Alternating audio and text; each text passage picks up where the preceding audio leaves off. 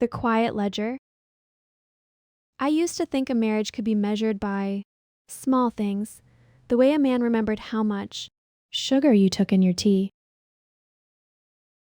the way he touched your elbow when he guided you across a crowded street, the way he smiled when strangers praised, the shirt you had ironed for him before dawn. I know better now. Small things are where lies. Learn to dress themselves like love. For 11 years, I stitched hems in the East, market, and let my husband Marcus Vale speak for both of us. He had the bright voice people mistake for kindness. I had a mending table, a daughter named Poppy, and a father-in-law, Jonah, who painted signs when his hands allowed. It was not a grand life, but I had made it myself. Marcus liked to say I was the still point in his turning world. He said it when he came home late from meetings, when I fed donors in our cramped kitchen, and when the city began whispering about redevelopment. He made ambition sound like duty and my silence sound like love. The East Market had stood on that patch of river, stone for almost 80 years. My stall sat between Mrs. Bell and Ortiz's flower buckets and a watch repair. Kiosk run by two brothers who argued like gulls. The place smelled of coffee, oranges, machine oil, and wet wool. I knew who was in love, who was ill, and who was pretending not to be either. Marcus belonged to the neighborhood differently. He chaired preservation panels, shook hands with council people, and spoke about East Market like holy ground. Men slapped his back. Elderly tenants called him their champion. Whenever he gave a speech, someone turned to me and said, "You must be so proud." I was proud at first. That is the part I hate, admitting most. The first crack came after 3 days of rain, so hard the river climbed the embankment steps. The market basement flooded. Jonah and I went down with buckets and behind warped frames and old campaign banners, I found a cedar coat box bobbing in brown water. Inside, wrapped in oilcloth, lay a cream wool coat, legal papers, and a ledger bound in dark red. Leather. The ledger was stranger than the coat. On the first page were names I knew from our block, some already dead. Beside each was an address, a payment figure, and a note, consent received, title pending transfer. At the bottom was a signature line. The signature looked like mine. It looked like mine, not exactly.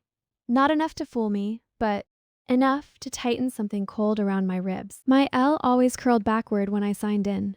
Haste. The one in the ledger curled the same way. My A's leaned forward. So did these. Under the signatures was a notary. Seal blurred by damp. I stared until the basement. Walls seemed to tilt around me. Jonah called down the stairs, asking if I had found anything salvageable. I slid the ledger under the coat, wrapped everything back up, and said, "Only old campaign. Junk." My voice sounded normal. That frightened me almost as much as the book. That night, Marcus came home with rain in his hair and city maps under his arm. I had set lentil stew on the table. Poppy was coloring boats on scrap tailoring paper. Jonah had gone to bed early with his wrists wrapped in warm cloth. I watched Marcus kiss our daughter's head, loosen his tie, and spoon stew into his mouth with the appetite of an innocent man. Then I carried the ledger from the pantry and laid it beside his bowl. He did not touch it at first. He only looked at it. It was the smallest pause, little more than a blink in the rhythm of the room, but I had spent 11 years studying his face the way I studied fabric grain. I knew when tension pulled under the surface. "Where did you get that?" he asked. "In the basement." His eyes moved to the ledger, then to me. "Basement of the market," I nodded. "In a coat box." Do you know why my handwriting is all over papers? Transferring half our neighborhood to accompany. I have never heard of. The silence that followed was too complete. Even Poppy looked up from her drawing. Marcus smiled, and when he did, I knew before he opened his mouth that whatever came next would be a performance. Lena, he said softly, that is not your handwriting. It is. Probably copied from old tenant forms. Harbor Light has been helping elderly residents consolidate title issues. We have been trying to protect them from speculators. Then why were the papers hidden in a flooded basement? Because people in this neighborhood distrust paperwork. Unless it arrives wrapped in disaster, he said with a short laugh. You are scaring yourself over nothing. Nothing. That word sat between us like a knife set. Down politely, I let the moment pass because Poppy Was there? because Jonah coughed in the next room, Because I had not yet learned that hesitation is the native language of women being robbed. 2 mornings later, a debt notice arrived with my name printed across the envelope in hard black. Type. Final warning, it said. Delinquent bridge loan. Repayment due within 10 days. I stood at my cutting table and read the number. 5 times before it started behaving like a Number and not a fever. $42,300. the Signature on the loan agreement matched the one from the ledger. It was my name again, dragged into a life I had never lived. I took the letter to Marcus's office. In the community center, he was in a meeting with Councilwoman Seraphine Holt and a woman I recognized from the arts pages, Iris Bell, owner of a gallery on the north side where wine always costs more than dinner. Marcus stepped into the hall, closed the door behind him, and lowered his voice. Not here, Lena. I handed him the notice. Try anywhere then. He read it quickly, jaw hardening. It is a clerical issue. $42,000 is not clerical. He rubbed the bridge of his nose as if I were the Unreasonable one. When Poppy was born, remember how chaotic everything was? There were authorization packets, tax forms, temporary credit applications for the market, relief fund. You signed a lot of papers. I remembered too well. I remembered stitches under my skin, milk on my blouse, 3 hours of broken sleep, Marcus placing forms beside my bed and saying, just here, sweetheart, just one more. I remembered signing because I trusted him more than I trusted my own blurred mind. My hands went cold. What did you do? His expression changed again, from irritation to wounded patience. I kept this family afloat. That is what I did. Some of those loans bridged campaign reimbursements and preservation work. Everything was supposed to be paid back. Once the redevelopment grants cleared, if you would stop panicking and let me handle it, it can still be fixed. I looked through the glass office panel.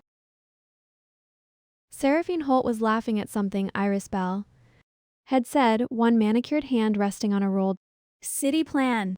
Behind them hung a poster for a proposed Riverfront Arts District.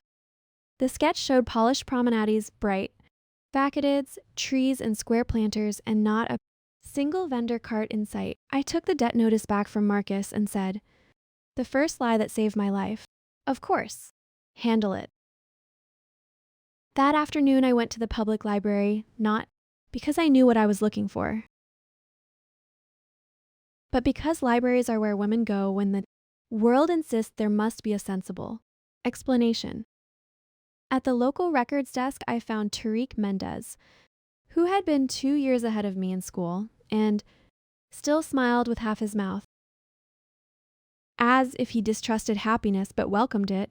Anyway, he wore rolled sleeves and reading glasses and had the patient hands of a man who believed paper deserved mercy. I asked him how to search company filings. He looked up sharply. Trouble, probably, I said. He did not ask for the details. He turned his screen so we could both see. Harbor Light Redevelopment, he typed. The company had been incorporated 16 months earlier. Managing partners, Bell Civic Arts Foundation, Holt Urban Renewal Initiative, and a holding company called Threadline Ventures. Threadline's registered agent was a lawyer downtown. Its listed directors were 3 names I did not know. But the correspondence address stopped me cold. It was Marcus's office at the community center. Tariq glanced at me. Do you want me to keep going? Please. We kept searching for 3 hours. The ledger addresses matched living tenants, dead tenants, and impossible transfers filed soon after illness, relocation, or death. Compensation was absurdly low. The witness names repeated. The notary number on several forms had once belonged to me. Mine. I had worked 3 months as a temporary clerk. Before Marcus and I married, my commission had lapsed a decade ago. Someone had copied the stamp impression from old files and resurrected it like a ghost. When I left the library, the river wind cut through my cardigan. I stood under the stone lions by the entrance and called the only person who knew me from before I learned how to make excuses for men. My sister Nia answered on the third ring and said, "If this is about your husband talking over you at Mother's Memorial, I already hated him first." Nia was technically my half-sister, though blood had never mattered much between us. She drove overnight courier routes, wore heavy boots year-round, and had left our family before I understood leaving was allowed. She had no patience for polished liars, and Marcus had always regarded that as a flaw in her character. To me, it suddenly looked like wisdom. "I need help," I said. A beat of silence. Then, "Where do I meet?"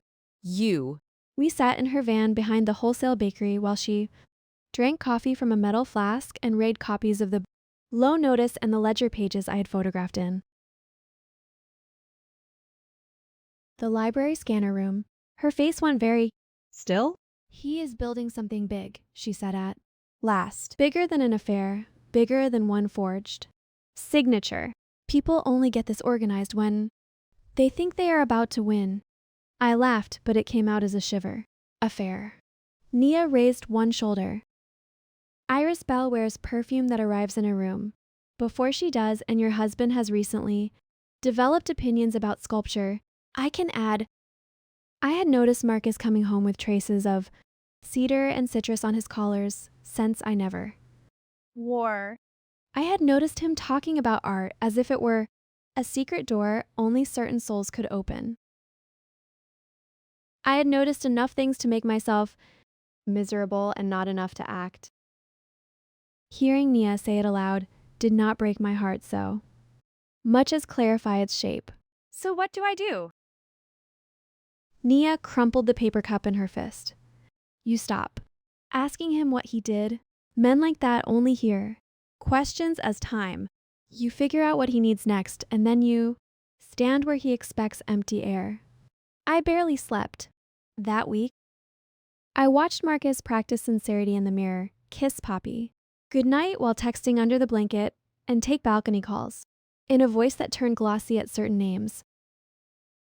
More than once, I caught Jonah looking at him with the face of a man who had mistaken loyalty for virtue. At the market, fear spread quietly. Mrs. Ortiz received a buyout letter and pretended not to understand it until her hands shook. The Rinaldi nephews appeared claiming promises from a dead aunt. Survey crews painted curbs. Rent? Whispers turned into eviction whispers. Every few days, Marcus gave another interview about preserving the soul of the river quarter. He was excellent at saving us on paper. The next piece arrived by accident. A man brought me a suit jacket with torn lining and asked if I could repair it by Friday for a gala preview at the Bell Civic Gallery. While replacing the lining panel, I found a folded invitation tucked behind the inner pocket. It was embossed in gold, Glass Quay, a visionary partnership, unveiling the future of East Market. Host committee, councilwoman, Seraphine Holt, Iris Bell, Marcus Vale. Not community liaison, not advisor. Host. I slid the invitation into my apron and sewed the lining. Closed. That night, Marcus told me he would be out late at a tenant listening session. I said, should I save? You pie? He smiled with visible relief. Please do. Instead of saving pie, I gave Poppy to Jonah for the evening, told him I had emergency alterations, and took a bus uptown in Nia's dark coat. The Bell Civic Gallery stood all glass and white, stone above a row of designer shops. Inside, servers floated with silver trays while a string quartet worked very hard to sound expensive. I kept to the perimeter, head down, carrying a dress bags so no one would question my presence. I saw Marcus at the Bell Gallery with Iris Bell, her hand. On his sleeve, his face turned toward hers in a way that was too practiced to call innocent. It was not only desire between them, it was shared. Appetite? They wanted the same future, one with clean lines. Private invitations and no women smelling of. Starch and market rain. I left before they noticed me, but not before I saw Marcus hand Iris a folder with our address on. The cover.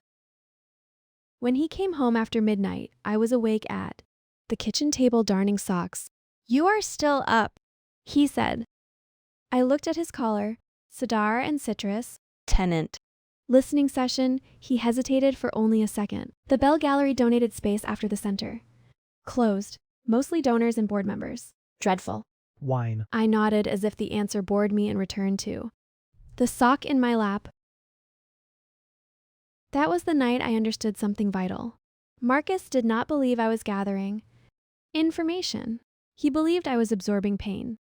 To him, I was part of the furniture of his success, capable of endurance but not interference. I began making myself useful in ways he could not. Red. Tarek helped me pull death certificates, probate notices, and archived property maps. At his suggestion, I started a second ledger in a Lined school notebook. On the left page, I listed every address from the Red Book. On the right, I wrote who actually lived there, who had visited them, what promises had been made, which forms had appeared, and who had witnessed them. Seamstress habits transfer well to detective work. When you spend years examining frayed edges, you stop believing accidents are random. Nia handled the moving parts. Through her, I learned Threadline Ventures shared a bank with a consulting firm tied to Holt that Harbor Light had increased insurance riders on market buildings. And that one warehouse lease linked to Iris Bell covered salvaged fixtures from properties not yet legally condemned. Most terrifying of all, I learned how often my name appeared near the paperwork. One Friday, Jonah came into my workroom and shut the door carefully behind him. He stood with both hands braced on the table, staring at the pincushion instead of me. Marcus asked me to paint notice boards, he said. Temporary access restrictions. Historical. Preservation survey in progress. I thought. I Told myself maybe it was legitimate. He said the city wanted cleaner signage before public hearings. How many? 7 buildings at first. Then 11, and one of the notices was backdated. I set down the sleeve I was pressing. Did you know? He was using my name. Jonah flinched. No. Not at. First, I knew there were investors. I knew Iris Bell was involved. Marcus said if we did not take the deal, someone uglier would. He said he could keep local businesses in place if he controlled the negotiation. That was how Marcus explained everything he wanted, if not me, then worse. Jonah's eyes were wet by the time he looked up. Your mother-in-law used to say our son could talk himself into sainthood while stealing the church. Roof. I laughed at her, thought she was being dramatic. He never lied as a Boy, unless there was applause on the other side. I should have comforted him. Instead, I asked, are you with him or with Poppy? The question landed like a blow. He straightened slowly, old sign painter's pride, returning to his shoulders. With Poppy, he said, always with Poppy. Tell me what to do. So I did. The market women became our fortress. I Told them to bring me every letter before signing. Anything. Mrs. Ortiz arrived with 3 envelopes. The Hahn sisters brought photocopies. Old Mr. Sevick admitted a Harbor Light man had offered cash for false testimony. I pinned copies to lining paper, marked dates, and stacked them in dress boxes. Tariq found the law I needed in an old municipal handbook. If legacy vendors and residents formed a cultural cooperative before final rezoning review, the city had to evaluate community ownership. We needed signatures, occupancy records, and proof of ongoing trade before Holt's committee met on the first Monday of November. Marcus, meanwhile, was planning a gala for the last Friday in October. Glass quay would be unveiled there. Investors would pledge. Press would attend. He intended the story to be finished before the neighborhood realized it had been written. Good, Nia said when I told her. Everyone's easiest to embarrass in formal wear. Not. Everyone was ready to fight. Some people were tired, frightened, or too used to being cheated by systems larger than themselves. I Could not blame them, but fear changed once it had a face. When Mrs.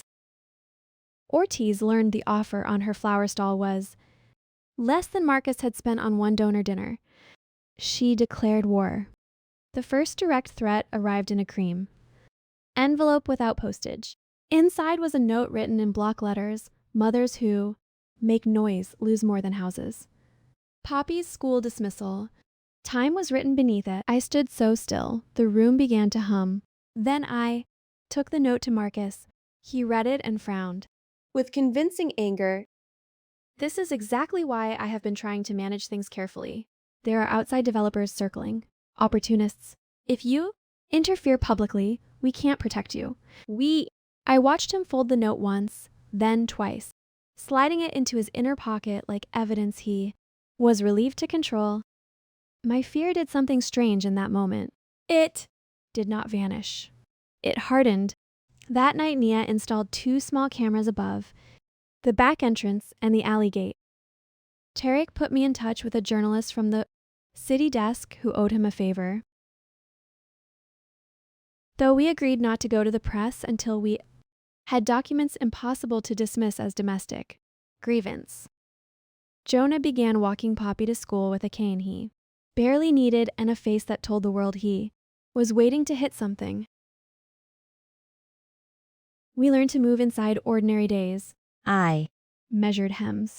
Marcus drafted speeches. Poppy lost 2 front teeth and laughed through the gap like a trumpet. On Thursdays, Tariq brought library discards for her and sat at my cutting table pretending to browse pattern books. While passing me copies of filings, Nia delivered garment bags that contained camera batteries, courthouse index numbers, and once a keycard borrowed from a man who should have known better than to flirt with her while drunk. Using Nia's keycard, we entered the Harbor Light warehouse. At dawn, we found gallery plinths, rolled carpets, Gala, banners, and shelves of boxed records. Buried among them were appraisal packets for market properties, prospectuses describing East Market as an underutilized corridor, and insurance policies valuing occupied buildings higher after hypothetical fire damage. Then we found the blue file. On its tab in Marcus's hand were the words household exposure. Inside the blue file were my old clerk commission, my expired notary number, my tax returns, my shop license, Poppy's birth certificate, and a draft affidavit naming me financially reckless and mentally unstable. There was even a prepared statement about Marcus's heartbreak over my collapse. My name had not simply been used. It had been prepared. Nia swore with such force it echoed off the rafters. My name had not merely been used. It had been prepared. We photographed everything, returned each page, exactly as found, and left before sunrise reddened the river. In the van afterward, I sat with the file images in my lap and felt the grief arrive, not for my marriage itself, which had already been rotting, but for the deliberate craftsmanship of the betrayal. Marcus had not lied impulsively. He had built a room around me and measured the walls in advance. I went home and found him making Poppy smile with orange peel teeth at the breakfast table. That was the hardest morning. I nearly smashed the dish in my hands. Instead, I kissed my daughter's hair, poured coffee, and asked Marcus whether he would be home for supper. He said, "Probably late, darling, campaign-adjacent chaos." The tenderness in his voice was practiced enough to count as violence. The cooperative papers took shape under piles of mending. Tariq drafted the vendor roster. Jonah recreated maps from memory. Mrs. Ortiz gathered affidavits. The Han sisters copied licenses until the machine overheated. I added what I knew best, patterns. I contributed what I knew best, patterns, not dress patterns, human ones. Marcus lied to elders with the same phrases. Protect legacy, honor place, ease burden. Holt spoke one way to donors and another to tenants. Iris stayed distant. Harbor Light letters arrived on Tuesday afternoons when many vendors were away. and older residents were home alone. Once I saw the pattern, I stopped feeling outnumbered. Choreography can be interrupted. Once. I saw that. I stopped feeling outnumbered. Choreography can be interrupted. The chance came. When Seraphine Holt invited me to lunch, she chose a restaurant with linen napkins and tiny forks designed to make hunger look decorative.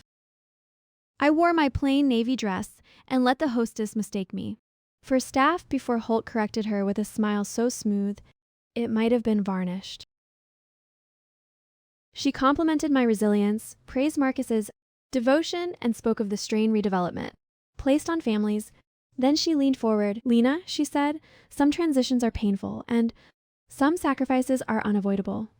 Marcus has asked, Me to make sure you're looked after. there can be a settlement. Quiet, generous, Humane. but only if certain misunderstandings stay. Private." I folded my hands in my lap. "What misunderstandings? The kind that can ruin a man doing important work," she said. "The kind that can make a frightened woman seem unstable when she speaks in the wrong room." I let my eyes fill just enough. It was not difficult. Am I being threatened? Oh, goodness, no. Holt touched my wrist with two cool fingers. "I'm protecting you. The city is not kind to women who become the face of complications. Think of your daughter. Think of school. Applications, neighborhood gossip, future references. Think of how easy it is for a story to drift out of control." Under the table, my recorder captured every word. When I told Nia, she laughed so hard she had to pull her van over. Imagine warning the wrong sister about gossip, she said. Then her face hardened. "We go faster." So we did. Eva Rusk agreed to hold our documents in escrow. Tarek filed public records requests. Jonah found proof that official hearing notices had been timed to miss legal review windows. Mrs. Ortiz organized a Sunday supper where 43 vendors and residents signed cooperative declarations over roast chicken and rice. Marcus attended that supper. Of course he did. He moved through the hall, shaking hands, kissing foreheads, collecting blessings as if they were campaign donations from heaven. When he reached our table, Poppy climbed into his lap and asked whether the market would still smell like oranges after the city fixed it. Something flashed across his face. For 1 second, maybe less, he looked ashamed. Then he said, "We will. Make it better than ever?" "Better for whom, Mrs. Ortiz asked." He turned the charm on her full force. "For everyone, Balin." She Smiled with all her teeth. That is what wolves say to fences. Later that night, Marcus cornered me in the pantry. "Where did that supper come from?" "From hungry people," I said. "Don't be clever." I met his eyes. "Then do not insult me by assuming it comes naturally." He stared, perhaps finally noticing a change too. Large to explain away. His voice dropped. "You have no idea what you are endangering." "There are investors involved. Contracts, timelines. If this deal collapses, you won't just hurt me. You will hurt the district. You will hurt Poppy." There it was again. Every knife he owned had my daughter's name etched on the blade. I said, "If Poppy is in danger, it is because you invited danger into our home and called it vision." His expression went blank, which was worse than anger. When Marcus stopped performing, he revealed the cold machinery underneath. For the first time, I saw the man who had prepared the blue file. "You are tired, Lena," he said, quietly. "I should have protected you from more of this. We will speak after the gala." After the gala, as if history had already scheduled my silence. 3 nights later, someone tried to break into my shop. The camera caught a hooded figure working the back lock just after midnight. The motion light flicked on. The person turned their face away, but the build was wrong for a random thief and too careful for a drunk. Nia and I arrived while they were still at the gate. They ran. She chased them half a block before they jumped into a Harbor Light maintenance truck with its plates smeared in mud. Nothing was taken because nothing had yet been reached. That mattered less than the message. We were being measured. We moved the original cooperative signatures that night. I stitched them into the lining of 3 winter coats hanging in plain sight at my stall. Jonah hid duplicate maps behind a false back on the old sign cabinet. Tariq placed digital copies on library servers under boring file names that no one would click unless hunting. Sea-Wedge permits. The pressure made Poppy quiet. Children know when adults are lying, even when they cannot define the flavor. One evening she asked, "Are you and Papa mad at each other because of the fancy lady in the silver earrings?" I nearly dropped the dishcloth. Why do you ask? That because Papa smiles with only his top teeth when He says her name, she said solemnly. that is his lying smile. From the mouths of children, truth tumbles out.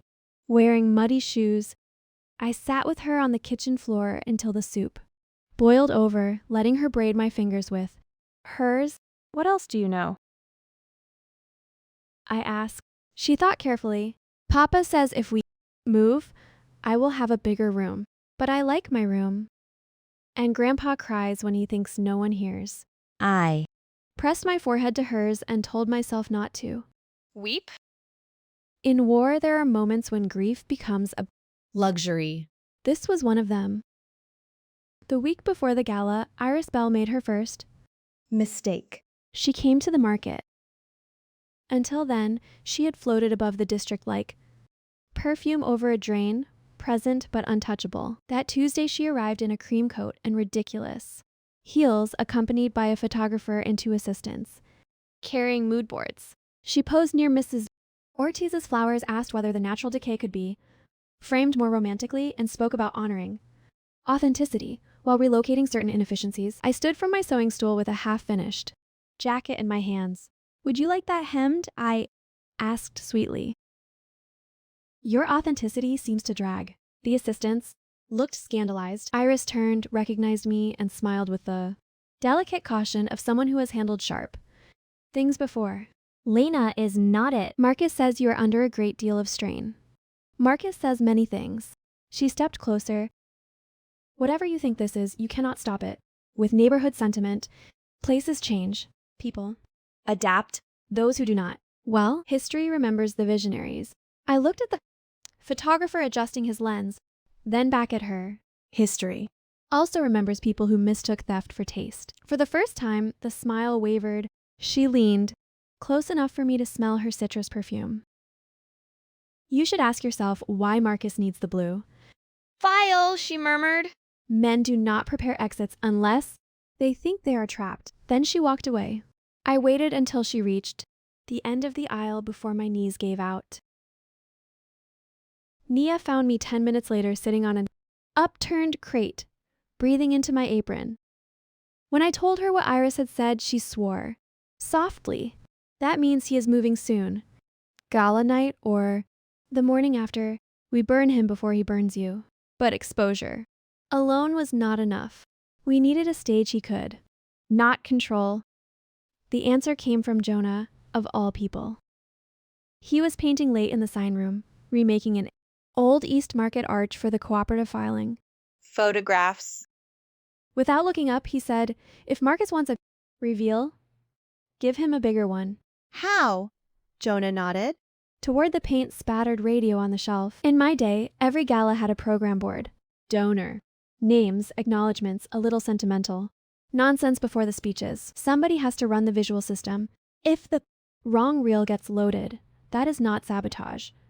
That is theater. Tariq, who had come by with zoning printouts, pushed his glasses up and slowly began to smile. "Not reels," he said. Projection cue. By Thursday, we had a plan. Eva secured invitations. Nia learned the event screen. Access code. Jonah painted a replica title card matching the Gala branding. Tariq prepared a digital package containing maps, forged signatures, insurance riders' timelines, and Holt's recorded threat. I added the most devastating document of all, the household exposure file with my name in the Center. Still, I wavered. Not because Marcus deserved mercy. Because public ruin is irreversible, and some part of the woman I had been kept asking whether quiet escape might be enough. We could file the cooperative claim, leak the documents, leave Marcus to the courts. We could. Protect Poppy from the spectacle. We could choose dignity over revenge. Then the Market almost burned. It was just after 2 in the morning when the Watch repair brothers saw smoke seeping from the storage passage. Someone had soaked old cardboard in accelerant near the rear timber wall. A hard burst of river rain and a lucky patrolman prevented the flames from climbing the fire. Report called it suspicious pending investigation. Harbor Light's insurance rider on the market block had been increased 6 days earlier. I stood in the wet alley at dawn, looking at the black scorch mark on wood older than my marriage, and the last of my hesitation washed out to sea. No more quiet. Gala day arrived bright and cruelly beautiful. October sunlight turned the river to hammered silver. Marcus shaved carefully, selected the charcoal suit I had tailored for him last Christmas, and asked whether I would attend after all. There was caution in the question now, and Calculation. I let my hands smooth his lapels. Of course, I said. It matters to you. He searched my face as if trying to decide whether the old Lena still lived. There somewhere. Perhaps he found traces. She had not vanished. She Had simply learned the price of politeness. At noon, I filed the cooperative petition. Tariq walked it into the clerk's office with 2 preservation advocates and a retired judge whose daughter once worked at my stall on Saturdays. The filing receipt reached my phone while I was helping Poppy into her yellow cardigan. Step 1, Nia texted. Fence electrified. I left Poppy with Jonah and Mrs.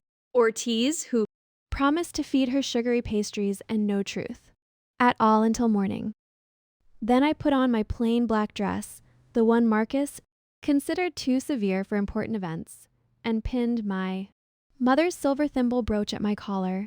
The Bell Civic Gallery had been transformed into a mirror of the future Marcus wanted. Giant renderings of Glass Key lined the walls, rooftop gardens. Curated food halls, artist lofts where no working artist I knew could afford rent, a river promenade swept clean of pushcarts. Tarps, flower buckets, and old men sharpening knives. Waiters moved like white birds between donors. Jazz trio played near the staircase. The air glittered with expensive anticipation. Marcus stood at the center of it, lit from all sides. He saw me and came over immediately. His smile was almost genuine with relief. I was not sure you would come. I would not miss your big night. I said. He touched my elbow, the old tender gesture.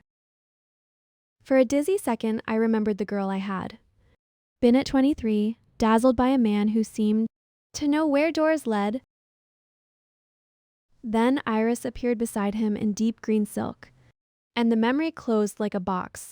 Lena, she said. I'm glad you're feeling better. Better than what? I asked.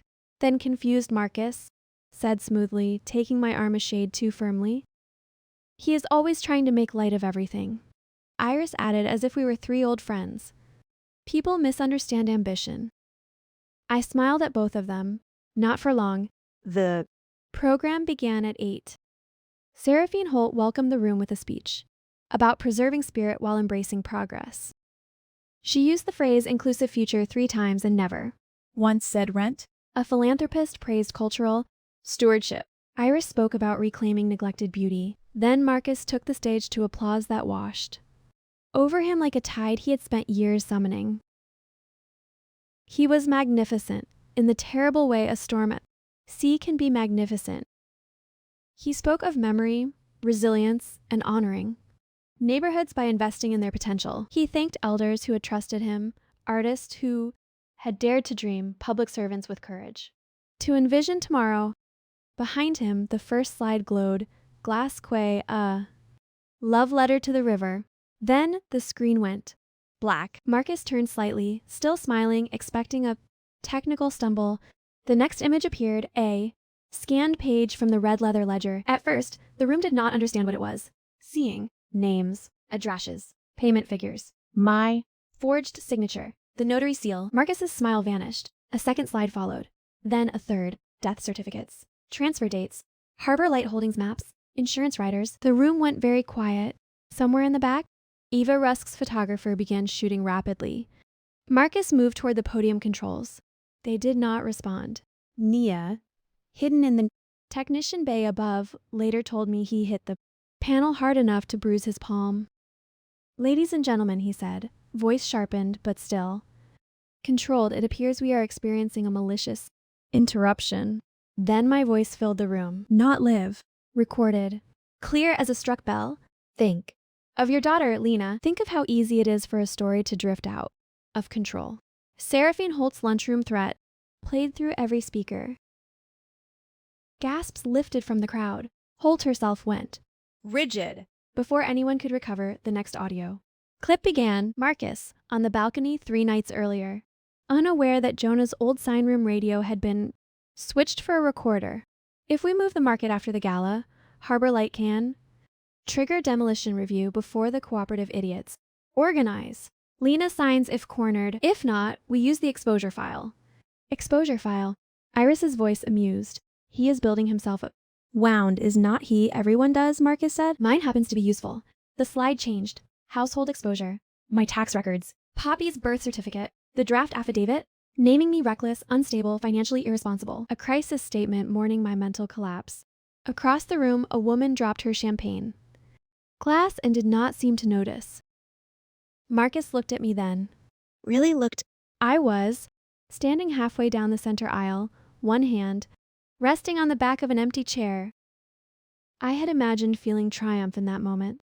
What I felt instead was a vast, exhausted clarity. There you are, I thought. There is the cost. There is the architecture of what you called love. He came off the stage toward Me. Teeth clenched. "What have you done?"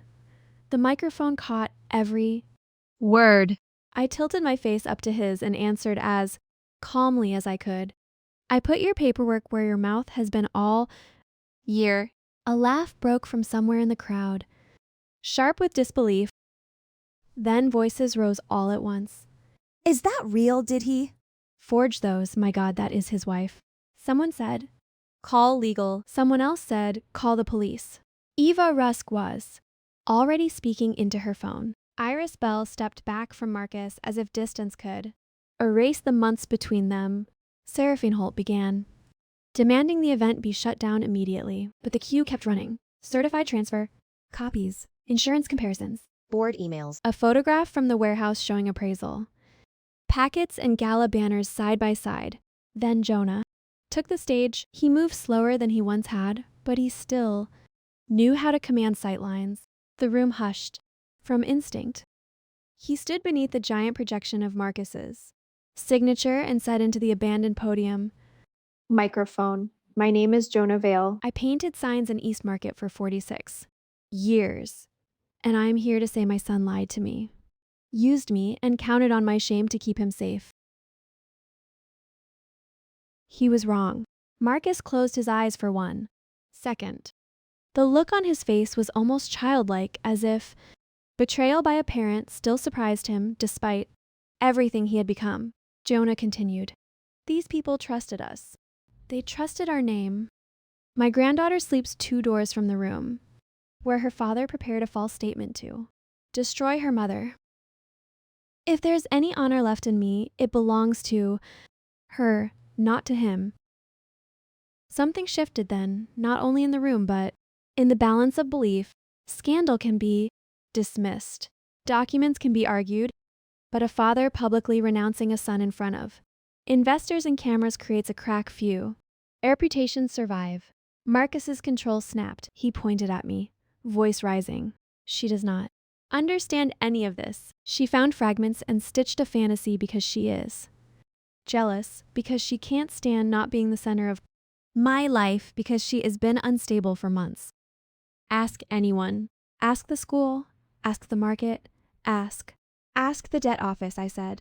The words hit him like a slap. Another slide appeared, the loan notice in my name, linked to a Harbor Light account. Reimbursement schedule. Beside it, bank transfers from Threadline Ventures to an entity called Vale Outreach Consulting. The reporter's cameras flashed like lightning. Marcus lunged for the stage laptop. Security intercepted him, then hesitated because no one enjoys deciding whom to restrain when donors are screaming, and council staff are fleeing toward elevators. Into that hesitation stepped Nia, boots, black suit, and all, walking straight from the technician bay as if formal. Galas always ended this way. Touch that machine, she said brightly, and I will explain to the room how I found your warehouse file labeled household. Exposure. Marcus stared at her. Nia. She is my sister, I said. You always forgot. Women have relatives. Iris Bell tried one last. Pivot. I had no knowledge of forged signatures. She announced to no one and everyone. My involvement was strictly cultural planning. Eva Rusk's voice came back from near the bar. Then, why is your foundation paying storage on? Insurance elevated condemned assets. Iris went pale. Seraphine Holt attempted to leave by the side corridor and found 2 uniformed officers coming in. Not because the system worked quickly, but because retired judges with daughters who hemmed trousers still knew whom to call and how to say urgent without raising their voices. Behind them came a city fraud investigator wearing the expression of a woman whose evening had improved immensely. The room dissolved into fragments. Donors demanded explanations. Assistants cried in stairwells. Holt protested political sabotage.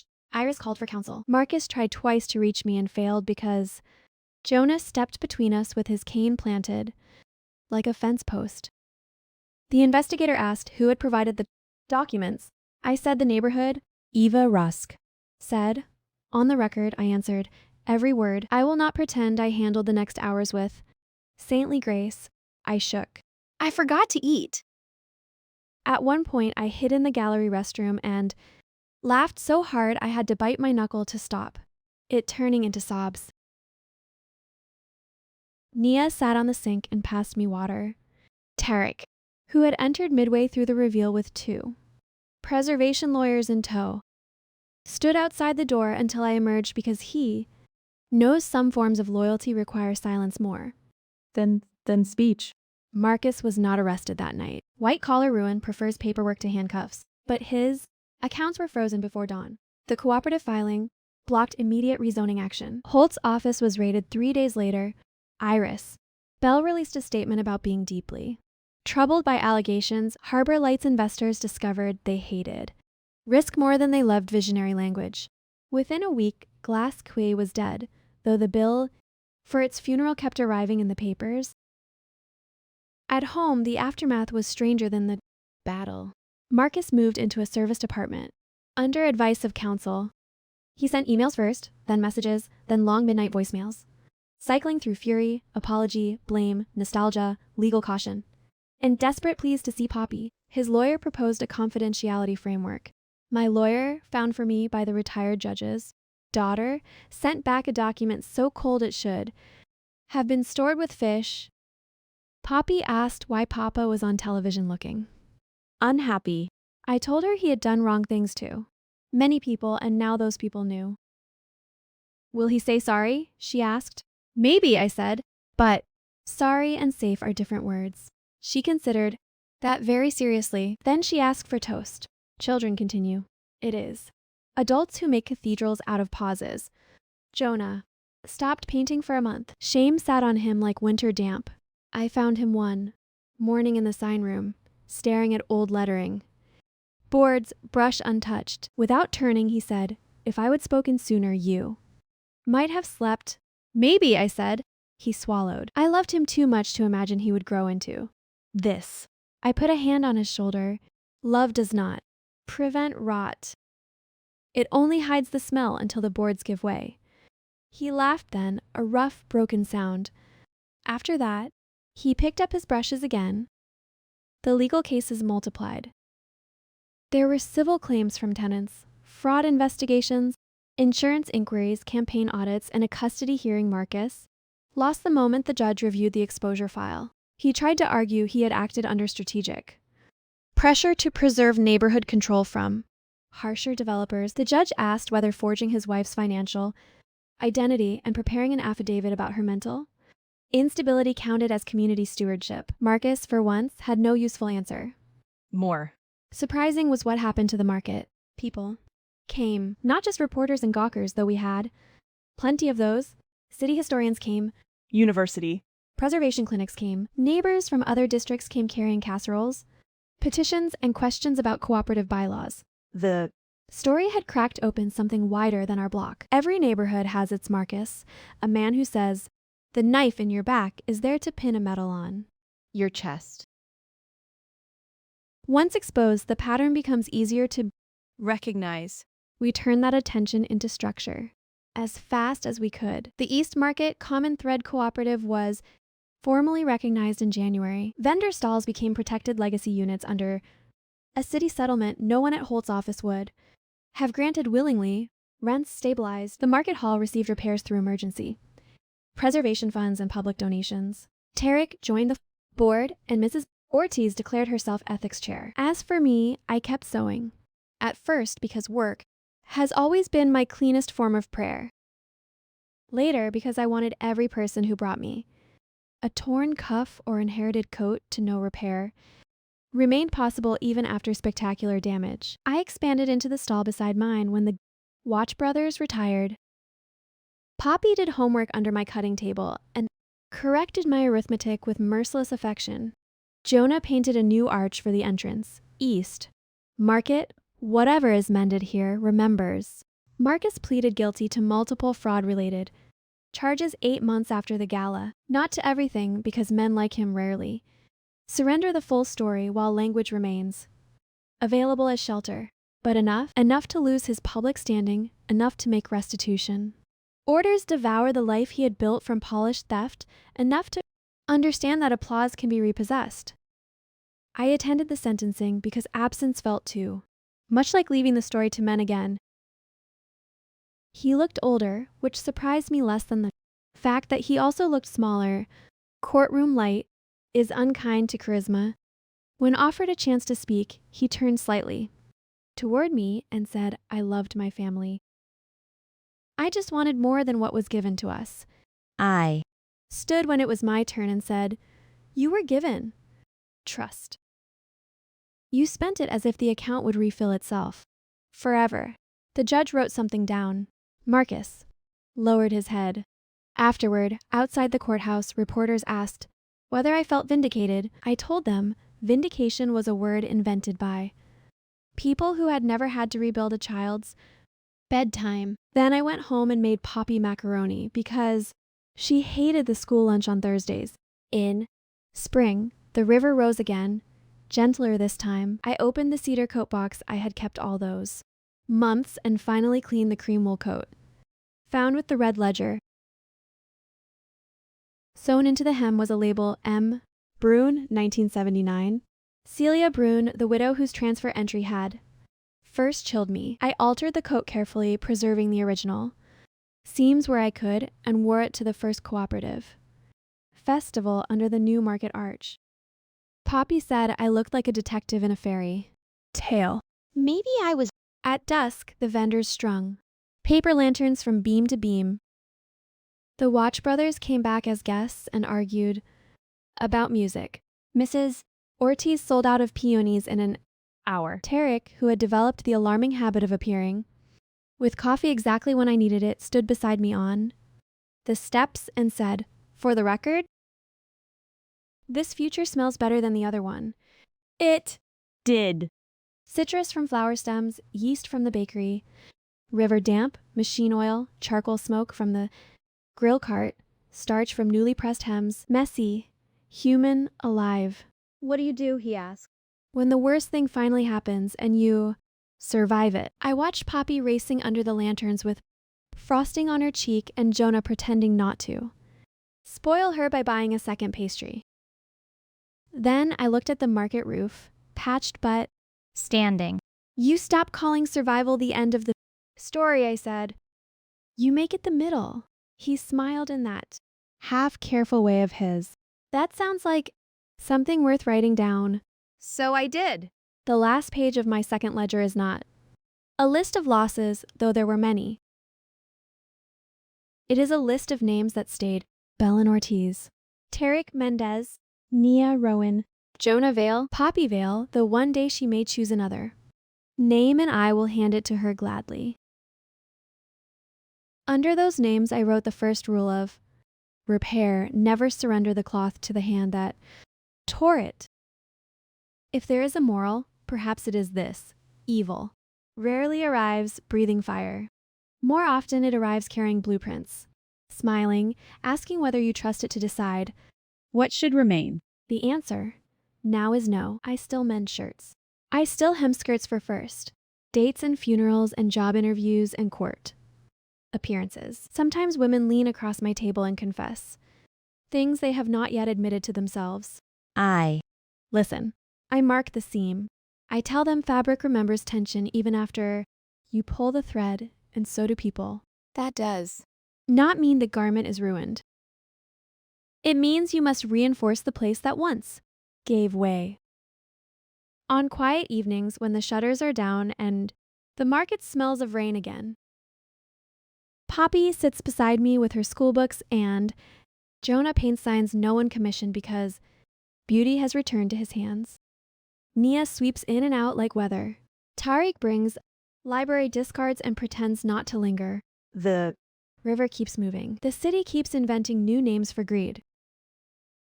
And I, who once believed love meant making myself smaller so another person could shine, have learned a better craft. I know how to cut room for breath. I know how to line a hidden pocket. I know how to read a ledger and a lie.